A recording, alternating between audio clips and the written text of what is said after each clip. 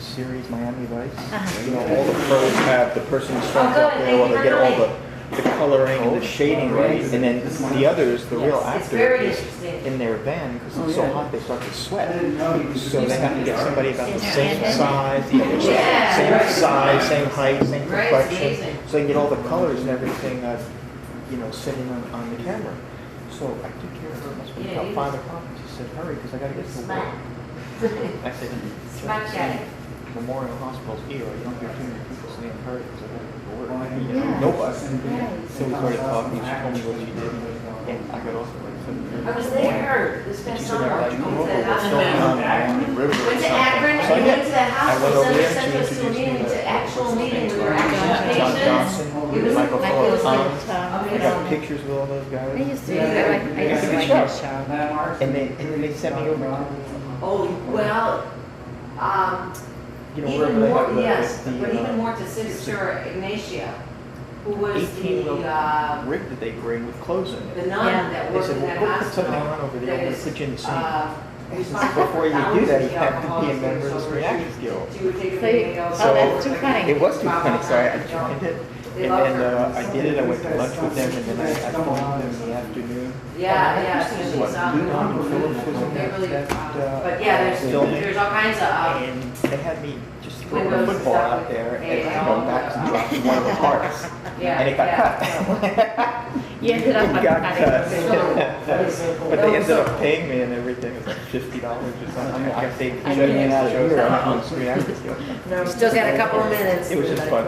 All right. All right. Do you have Paul on the list for this month? Paul, how many you got? See if he's on the list. 1 year. Oh, you know what? I don't think so. Cause I only got one year at a time, so. I can't repeat what No. Put him down. Whoa. Thank you. Thank you. That's important.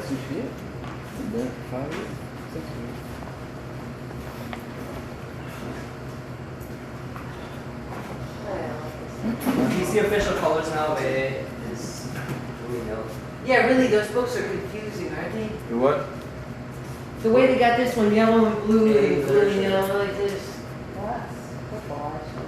It's too like. Oh, they probably had extra Ink. ink. Yeah. Yeah, but you could have mixed them together and made green or something. Excuse me. San Diego Charger color. Lightning. That was a good meeting. That was fun, wasn't it?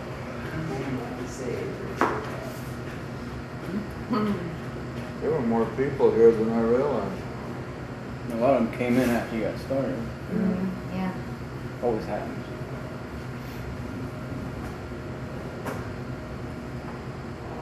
Well, the snowbirds are starting to come back too. You start to see the license plates already. Yeah, So yeah. it'll probably even still Well, get busier on Saturday. another month, we'll probably have quite a few more people when the snowbirds hit town.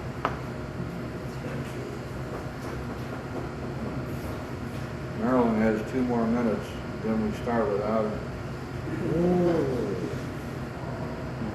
That's tough love. You guys know that tough love is an oxymoron?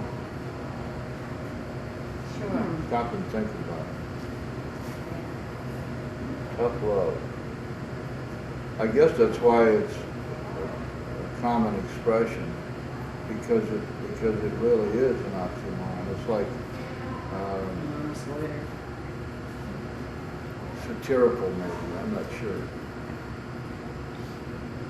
But there are a lot of people that take it seriously, that they're supposed to be rotten, nasty, and really tough with people, and they call that love. That's not love. Doesn't even come close to being that.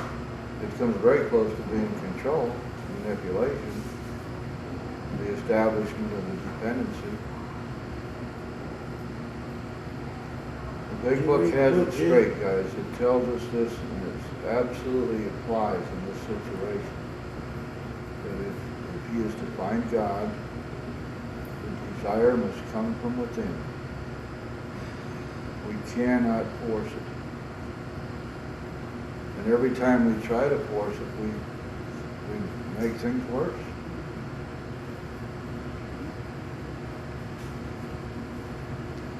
Jim, what about the person, say, who is persisted, continues to drink or drug or whatever, and always crashes back at the family pad or whatever, and now they're not going to let him or her do that, and so essentially they close the door on enabling them to be able to have a fallback? Well, that's Do you not right, consider Howard, that but tough that's a love? wholly different matter.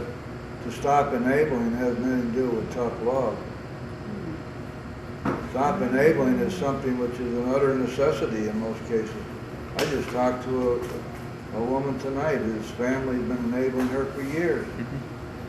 And every time she gets a week of sobriety, they buy her a car or something. They're killing her with their money. Right. All right, let's get started. This is our regular Language of the Heart meeting. My name is Jim. I'm an alcoholic.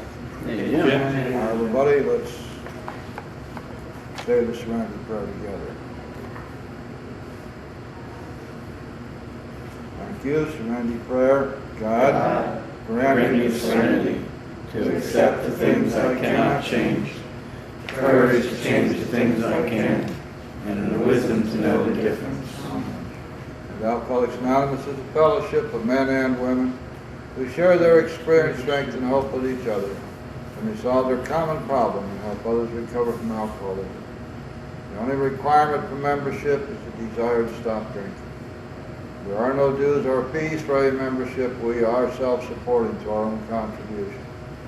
And AA is not allied with any sect, denomination, politics, organization, or institution. I wish to engage in any controversy, neither endorses nor opposes any cause.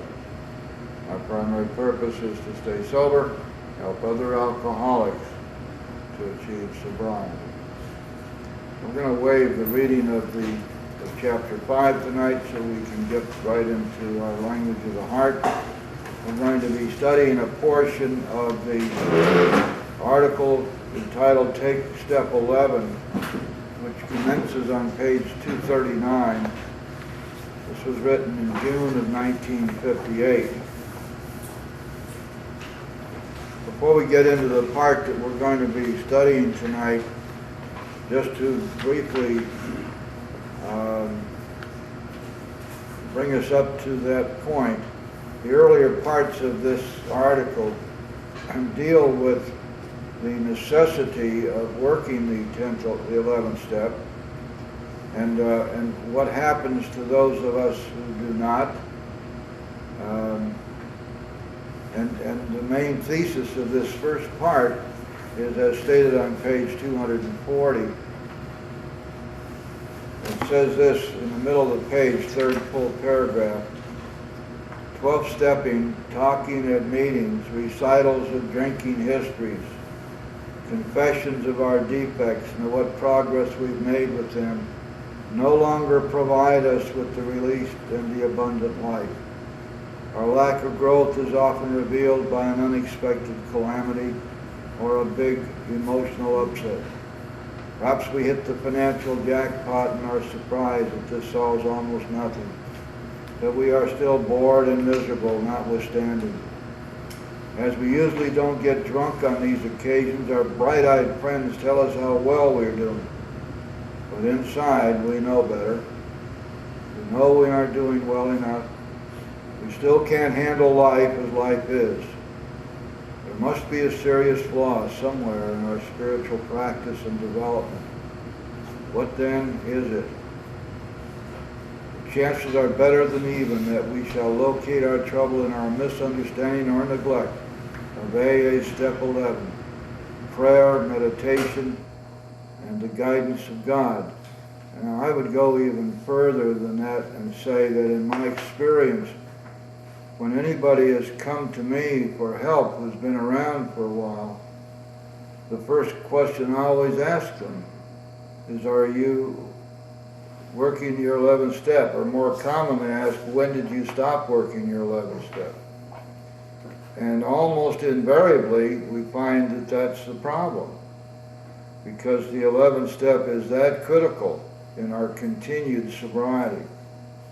It's that critical in our continued growth in the program, and without that we fall back into untreated alcoholism, and we get very uncomfortable, very unhappy. We have all kinds of difficulties, and we don't know what the problem is.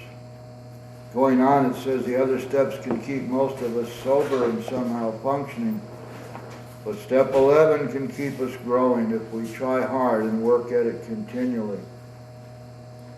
Now there's a reason here for all of this, and it goes back to what we learned in the third step, that God will give us everything we need, and this of course includes those things we need for continued spiritual growth, if we stay close to Him and perform His work well. The 10th and 11th step, but primarily the 11th step, are the tools we use to stay close to God once we've had a spiritual awakening. And so when we stop prayer and meditation and inventory, what happens is that we begin to lose our spiritual fitness. And as that gradually fades away, sometimes not so gradually, we fall back into untreated alcoholism. Because the only hope we have, the only solution we have is to stay in God's pocket, to stay spiritually fit. Bill goes on to say this: if we expend even 5% of the time on step 11 that we habitually and rightly lavish on step 12, the results can be wonderfully far-reaching. That is an almost uniform experience of those who constantly practice step 11. So this is the main theme of this article. However, now Bill, is the part we're going to study tonight, addresses this question of God as I understand Him, or God as we understand Him, the question of the doubter and the question of prayer, and how do we go about this business of prayer as we find it in the 11th step.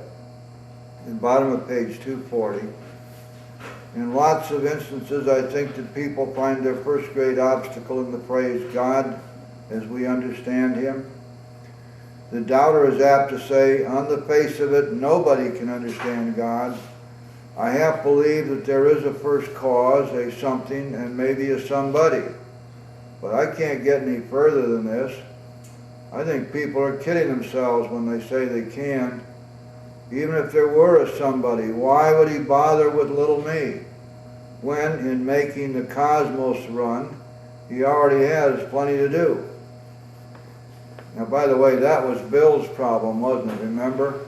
When we read Bill's story, he makes it clear that although he was not an atheist or agnostic, and though he did believe that there was a higher power, he could not believe that God would have anything to do with him personally.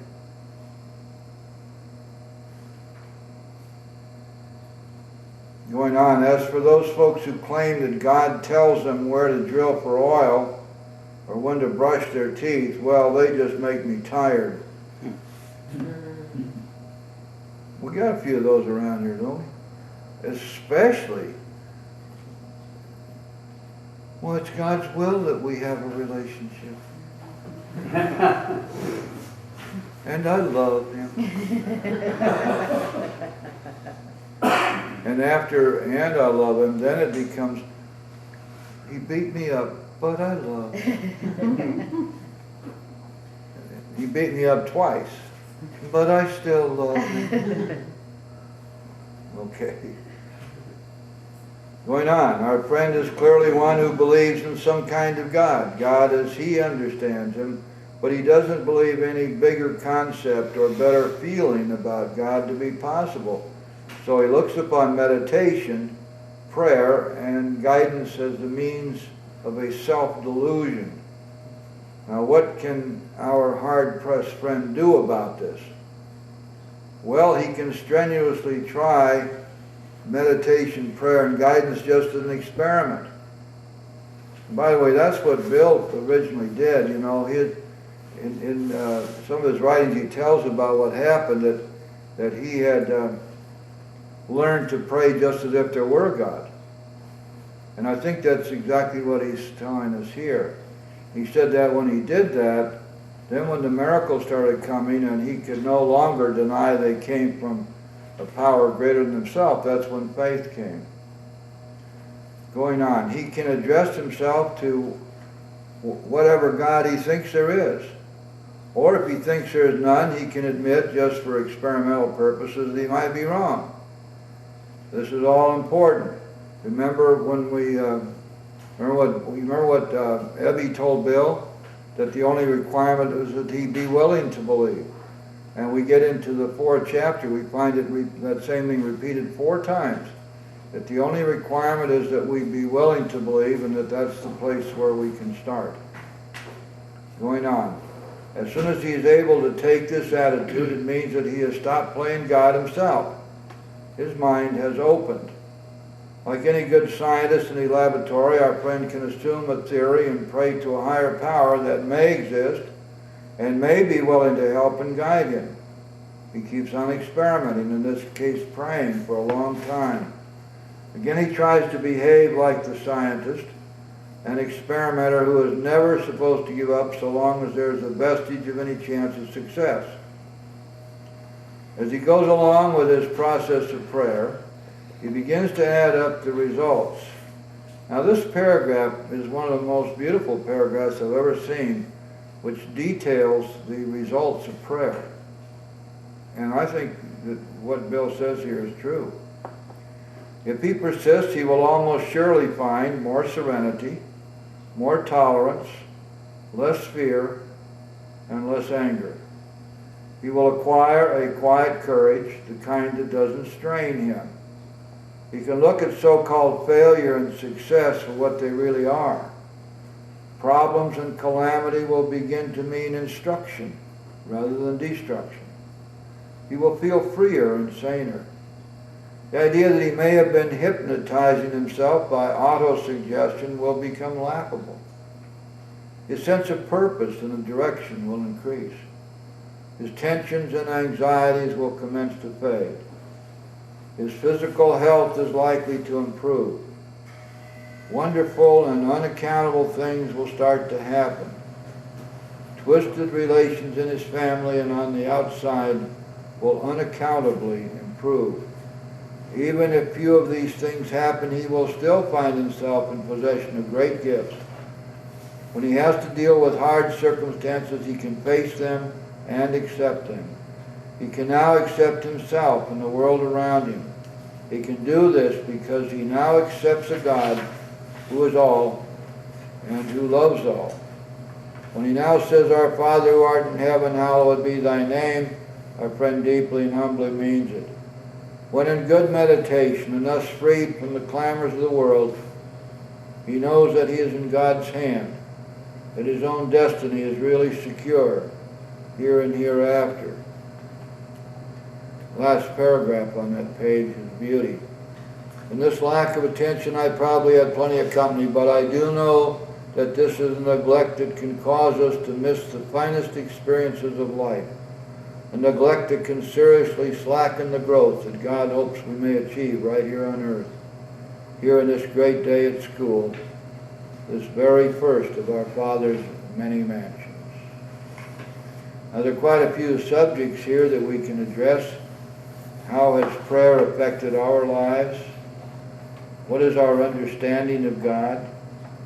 Have we slipped away from working step 11 and had to come back to it? What are our experiences there?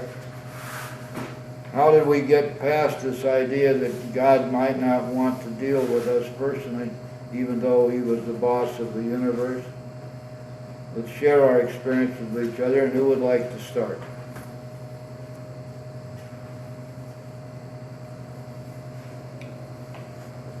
Oh, my name's Tom, I'm an alcoholic. Hey, Tom.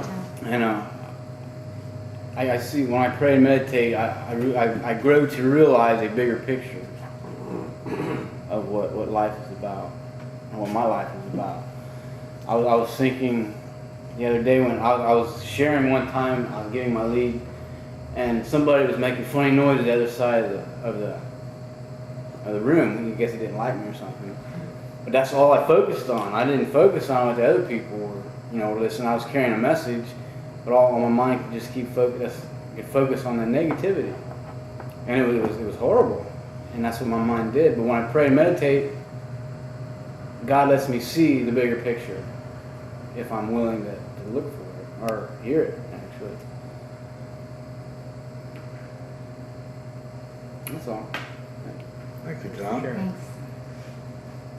I'm an alcoholic. My name's Jeff. Hey, Jeff. Hey, everybody. And I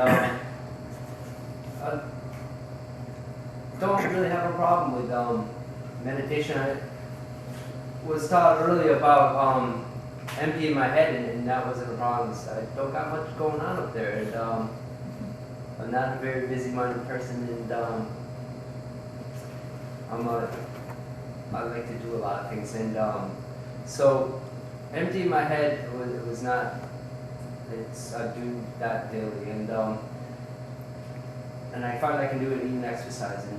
I don't really have to be still, but I like doing that too. When I do get excited, I mean, I'm so see-through, but it's cool because of the people around me that are serene at that moment, and I'll be bouncing around and thoughts and expression and words, and the tongue sort of breathe. And I'm really grateful.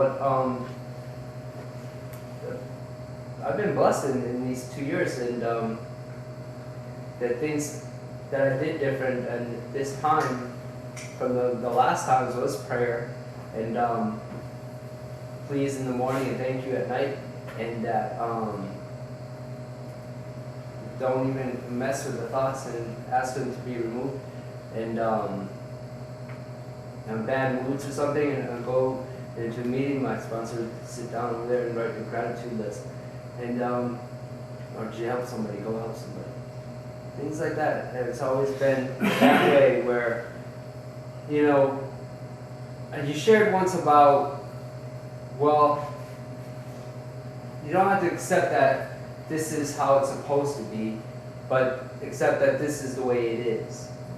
And then sometimes, I don't know, I go back to the way it's supposed to be, and then you can laugh at like free will and self-will, because God's really going to have his will, and every time I fought it, I pay a price.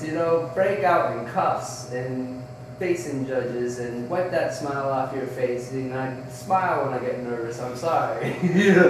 And what makes her up there on the bench, and how come I'm down here?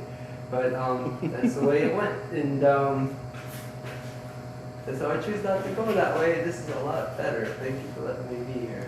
Yeah, thank you, Jeff. When we say the Lord's Prayer together, we say, "Thy will be done on earth as it is in heaven." What do you think we're doing? Are we giving God permission? Or are we stating a fact that his will is going to be done whether we like it or not? But he only works on invite only. Well, I'm not sure. I'm pretty sure that that's just a statement of fact. Thy will be done on earth as it is in heaven. Thank you for your sharing, Jeff. Who's next? I thought you had an expectation book on your face. Marilyn? Thanks, I'm Marilyn, I'm an alcoholic. Hi, Marilyn. No, it's just, I had a real trouble with prayer when I came back to the program because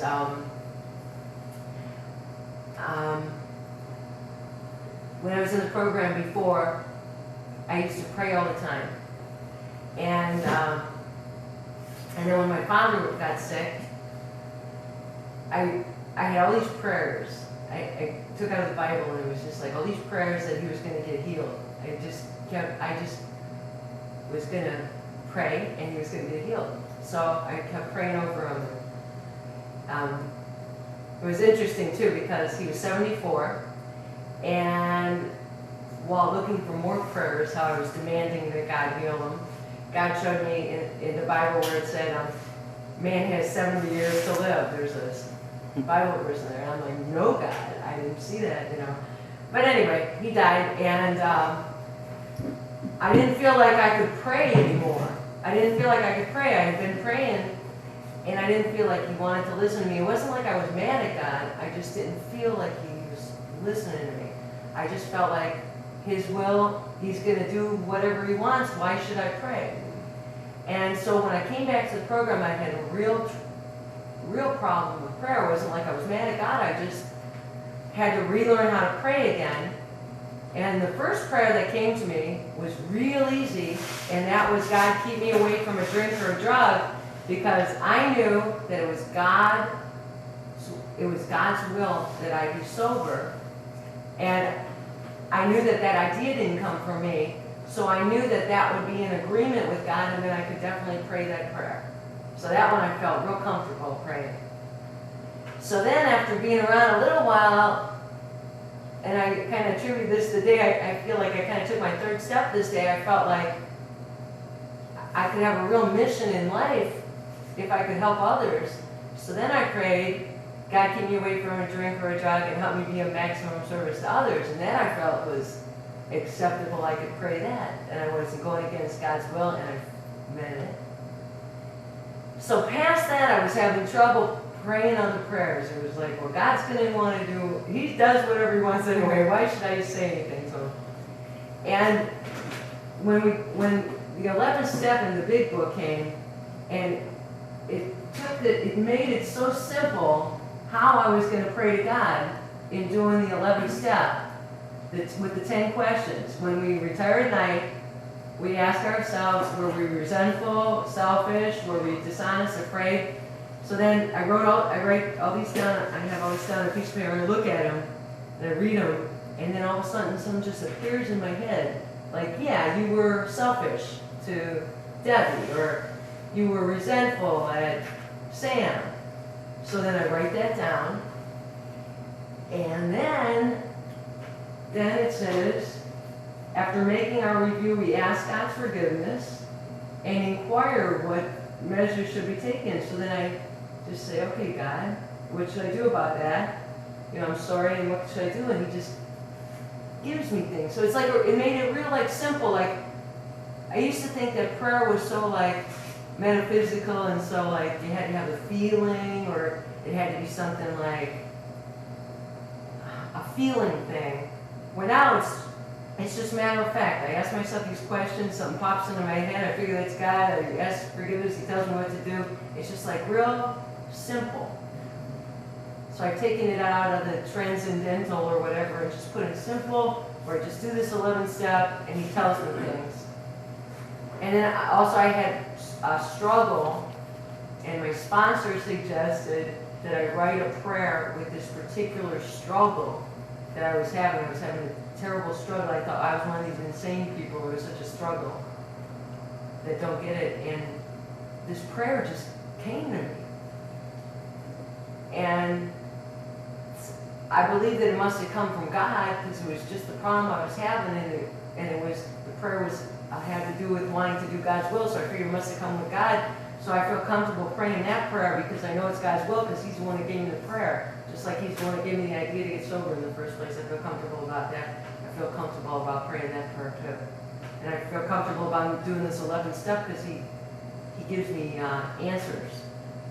So it must be right. Thank you. Thank you, Mara. I think all of us followed that.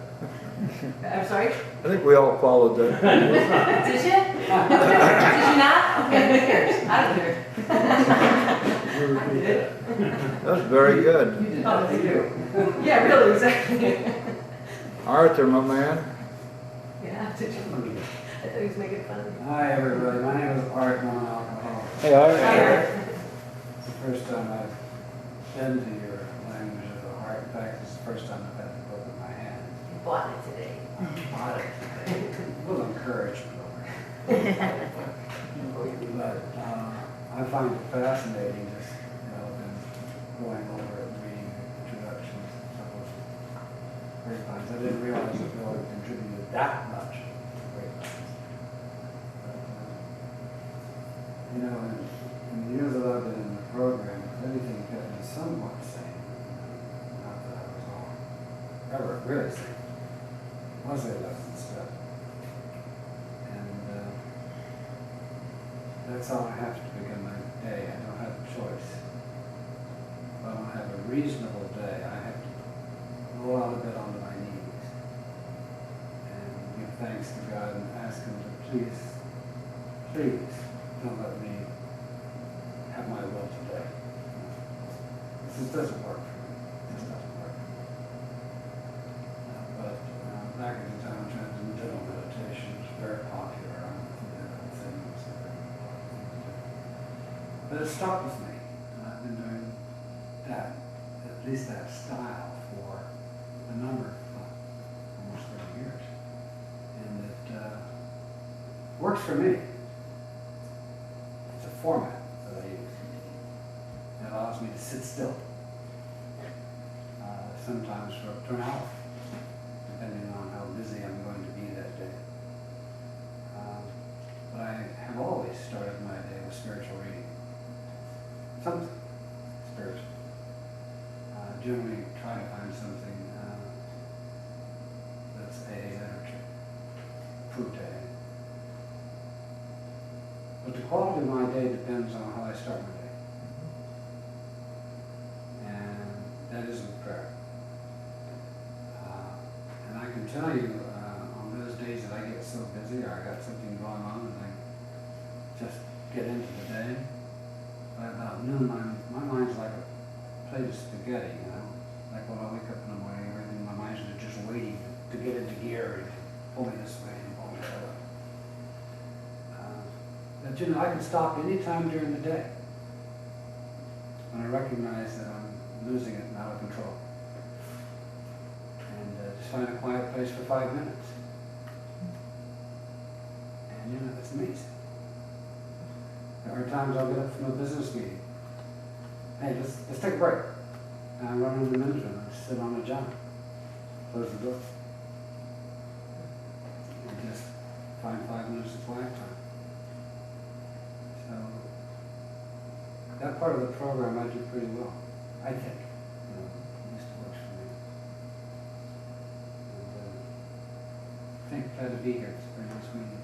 Thank you, Arthur. I think you will find, after you read the book and digested it, that it is far and away the second most important literature that we have. And the material in this book you won't find anywhere else, anywhere, period. It's only here. Thanks very much. Larry. My name's Larry. I'm an alcoholic. Hey, Larry. Yeah, when I sobered out, well, when I was a little kid, 7 years old, went to the nun school, and we used to put a little piece of paper underneath one of the statues in May. And what your prayer was my prayer was that my father would sober up. And so when I talked to my sister, who was a great aunt to me, I says, "What'd you put in?" That Dad would sober up. That's how much it affected me at 7 years old. And I came into the program, and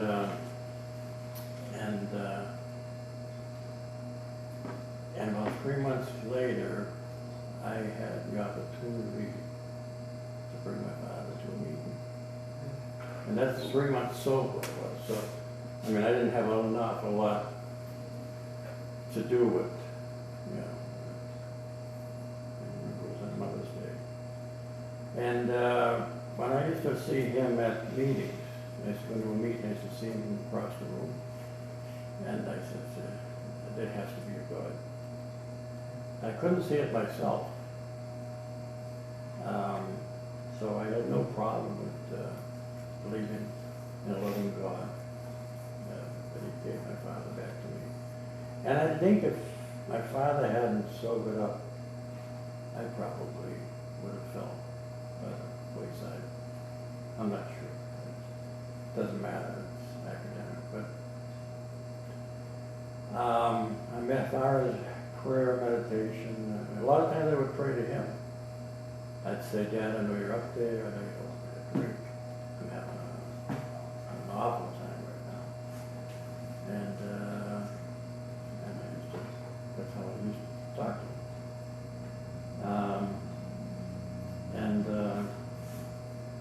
The last 4 years I've been meditating, but not particularly,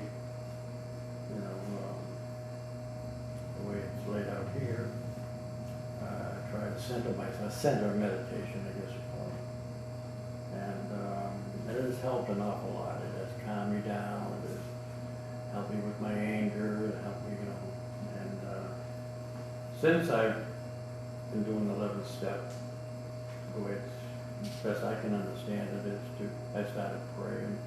And I just pray to, all through the day to, let me do your will. Me do your will, God. And that's about, I have no idea, but I'm willing to forego what, anything I could come up with. And so it's mostly I've been consistent for 4 years, but maybe I need a little more consistency and discipline in what I do today. I feel that, in a sense, I strayed a lot from AA over the years. I've come to meetings every year, every week for a long time. But I didn't have the meat of this program. And you woke me up to this untreated alcoholism. That hit me right between the eyes. I said, God, I've been just kind of riding the coattails. And I was wondering why I was bitchy and complaining at meetings. And in spite of all the, I used to complain about addicts.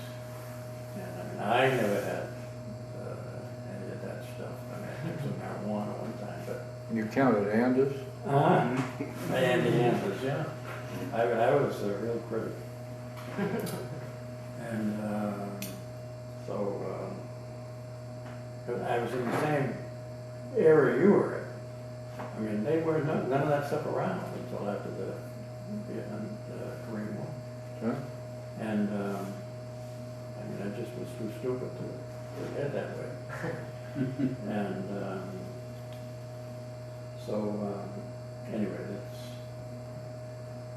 I'm kind of I've got a new wave of spirituality that hit me lately, and I'm very grateful for it.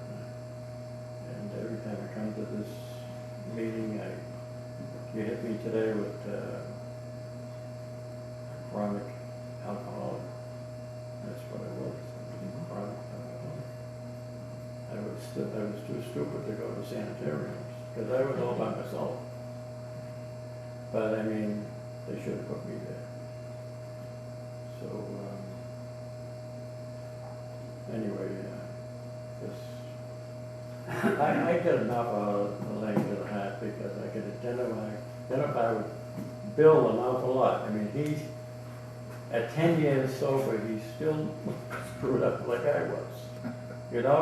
His ego was am I ever going to catch up? And even today, talking about the other step. So anyway,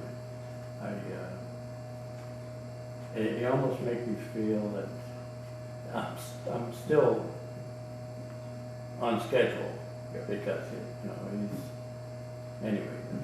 That's all I mean. Thanks. Thank you, Thanks Art. for sharing. Ivan. My name's Ivan, I'm an alcoholic. Yeah. When we were reading Language of the Heart, there's a long list of attributes to prayer, things that become apparent. When I first got sober, I was sure that God's will for me was to be happy, joyous, and free. In addition to being of service to God and my fellow man, that type of thing. But I didn't have a concept of freedom. I had never been free all my life. I had run on what everybody else had said and by everybody else's rules, and there's rules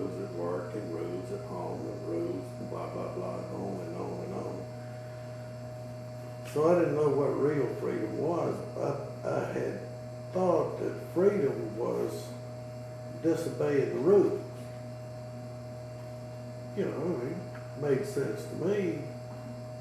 My 3-year-old understood, disobey the rules, you get free, right? No.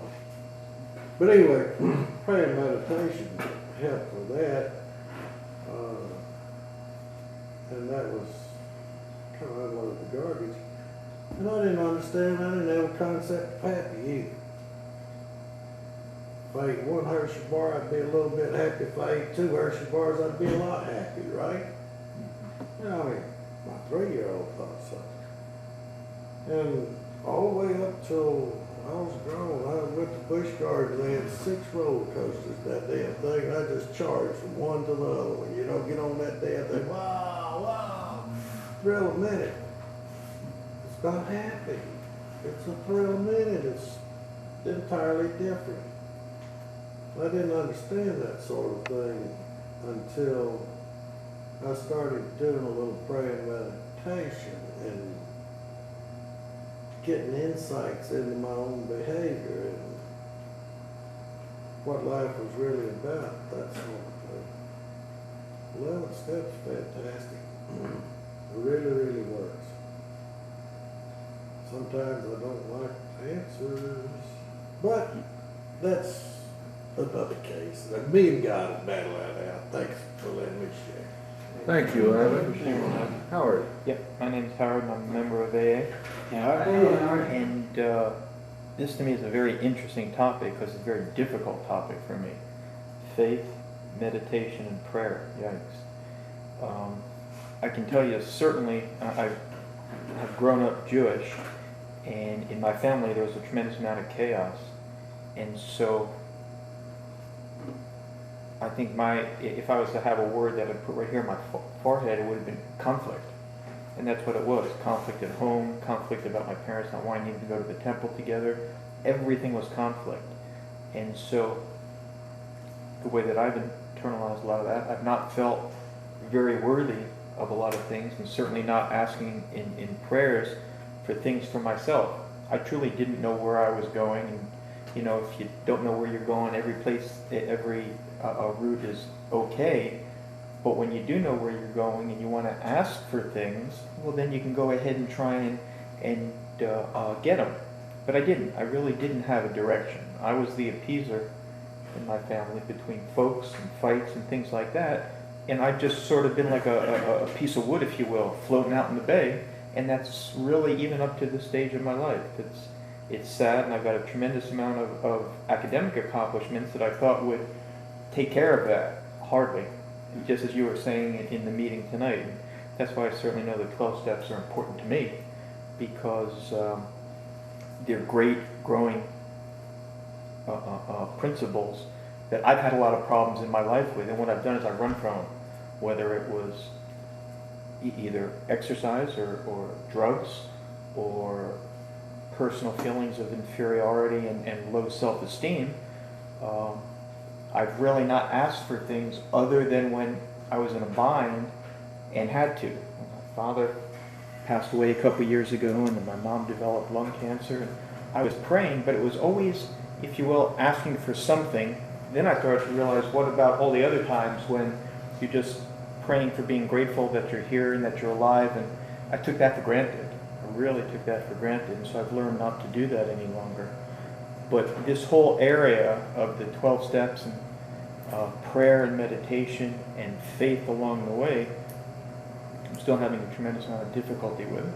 And I know one thing that is for sure. As long as you keep staying in the batter's box, there's certainly going to come a time, like you were saying today, where the light's going to go off, where you go ahead and get it, whatever that is. I know I've and a lot of means of trying to keep all this down, because it, to me, is very conflictual, and it brings up a lot of feelings of fear. What to do with all these emotions I don't know what to do with. And but I know just coming back and trying to do the best I can at the speed that I'm allowed to do it all. And I just hope that things will continue opening up for me. Well, thank you, Art. Thanks. I promise you that you will become unconflicted when you work the steps. because you will be taking leaps of faith. And each time you do and it works, you're going to say, wow, that worked. And pretty soon, the accumulation of evidence will overwhelm you, my friend, and you will no longer be able to deny that it works. And the program of AA is extraordinarily simple as a spiritual program, because we don't have any ritual, we have no rites of passage, there's no nothing. What there is very simply that we learn to trust God, because we allow Him to be trustworthy. And we clear away the things in ourselves that block us from Him, so that then He has a chance to get us. And pretty soon, we just come to a point where we recognize that this is going on. And when you begin to have one God buzz after another, it'd be pretty difficult for an educated, intelligent guy like you to deny that that's what's happening. You might want to, but it might scare you. But after a while, you find out you don't have to be afraid of God. What you have to be afraid of is Howard, not God. And I don't mean Howard as the nice guy or the professional. I'm talking about self. Selfishness, self-centeredness, self-centered fear, self-delusion, self-pity. That's what we have to deal with. And when you look in the mirror, Howard, just tell yourself, I'm looking at the problem. Been doing that for many years. Thank you, Howard. Jeannie. What Marilyn said. What? And what you said. You mean ditto? You mean you actually understood all that? Shut up. Yeah. I didn't see he was making fun of me.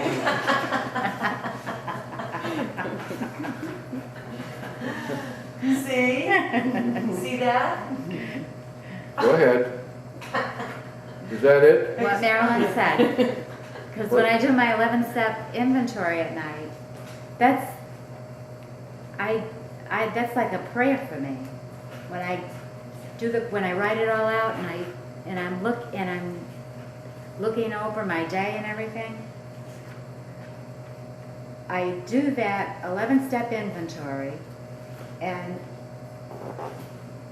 if I have any problems that I had during the day, I know that I can pick up the spiritual tools. And I know that God will take me to better things the next day. And I don't have the fear that God can't help me to make it right the next day. And when I have that feeling, I become more effective and I become unblocked from God. And like what you said, then my faith starts to grow. And the more my faith grows, the more I can get up in the morning and I can say to myself that today I can trust God more than what I did before. And also, I just wanted to mention one thing, like we were talking about yesterday, is that 24-hour book. Yeah. That's a really good book. Yep. Because that can bring up a lot of things that you really have in your head that you don't know are there sometimes, or expressions that you wish to express because God is deep down within us. And that helps to bring us up to a lot of that meditation, I believe, brings a lot up to the forefront and helps to find those feelings in you that are there, that aren't as easily expressed through your own manner of thinking. Good, thank you, Jane. What happens if you are not sorry and your conduct continues to harm others? What will happen? You'll drink. Okay. Where does it tell you that? What page in the big book? Oh, I know. 80. No, it's not 86. I can't look, right? Open book. Sure. Oh, wait, let me think. Anybody know? 69. Page 70 70. in the fourth step. In the first step, okay. Find it and read it out loud so everybody can share in it. Top of the page. Suppose we fall short? Yep, And I haven't. of course. Suppose we fall short of the chosen ideal and stumble. Does this mean we are going to get drunk? Some people tell us so, but this is only a half-truth. It depends on us and our motives. If we are sorry for what we have done and have the honest desire to let God take us to better things, we believe we will be forgiven and we will have learned our lesson. If we are not sorry and our conduct continues to harm others, we are quite sure to drink. We are not theorizing. These are facts out of our experience. I bet you'll never forget what page that's on, will you? Page 70. Anybody got any irresistible impulses, otherwise known as burning desires? Okey dokey, did we collect rent? Oh, no. Thank you, though. You're falling down the job. I know, but we're, the more you give, the better you feel. That's my little ditty. That's the treasure. The more you give, the better you feel. It sounds a lot like the more you drink, the better you feel. It's similar, but That's right, That's the verse. that's the theme song of any good treasure. Marilyn, did you take that baseball bat away from the gorilla? Is that really true? yeah, I'm looking for him still. Marilyn's looking for the gorilla right Yeah, now. really, I'm just looking. You never write. Silent C. Take this and just put this in. No, I could give you more.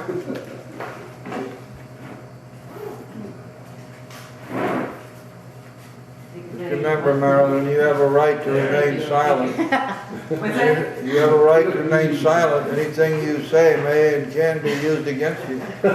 Hey, listen, she got some out of what I said. Oh, okay.